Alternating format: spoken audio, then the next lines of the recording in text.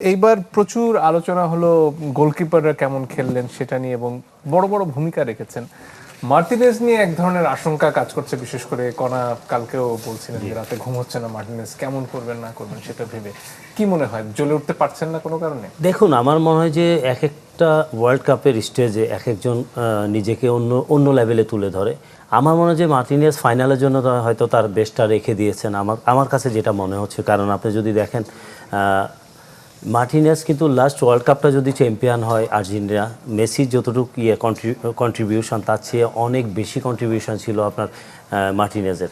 Last মুহূর্তে ওই সেভটা যদি না করতো একদম ফিউ সেকেন্ড বিফোর এবং ট্রাইব্রেকারে গিয়ে, তো আমার কাছে মনে হয় যে মার্টিনেজ হয়তো অপেক্ষা হচ্ছে। কিন্তু আমার এই বিশ্বকাপ যদি আমরা দেখি, গোলরক্ষকদের মহাকাব্যিক বিশ্বকাপ একদম প্রথম থেকেই শুরু হয়েছে আপনার বজিনা থেকে অ্যালোরোম, তারপরে মানে এক এক গোলরক্ষক, বিশেষ করে আবার কঙ্গোর গোলরক্ষকের কথা বলবো, এবং মিশরের গোলরক্ষক এবং ইয়াসিন মোনো আছেন, এবং পাশাপাশি আপনার আমাদের জাপানের গোলরক্ষক সুজুকির পারফরমেন্সও চোখে দেখার মতো ছিল।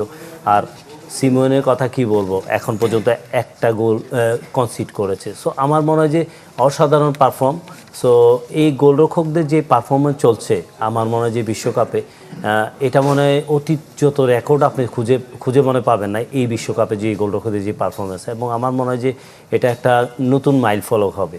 হ্যাঁ, দারুণ একটা ব্যাপার। আমি একটু বিষয় জানতে চাই যে ফাইনালে আপনি কি উনাই সিমনকে এগিয়ে রাখবেন নাকি এমিলিয়ানো মার্টিনেজকে? দেখুন, আমি শুধু একটা কথাই বলবো, আর্জেন্টিনা যদি চ্যাম্পিয়ন হতে হয় 90 মিনিটের মধ্যে গোল খাওয়া যাবে না।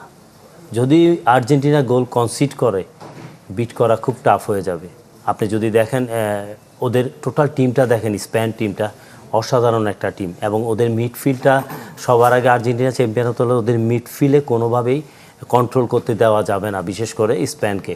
ওলমোর কথা বলি, রুইজ এবং রুড্রি, এই তিনজনের যে কম্বিনেশান বাই রোটেট, ওরা যে বল মানে লস করার পর ভেরি ফিউ সেকেন্ড আবারও রিগেইন করে খেলাটা নিয়ে নেয় নিজেদের আয়ত্তে।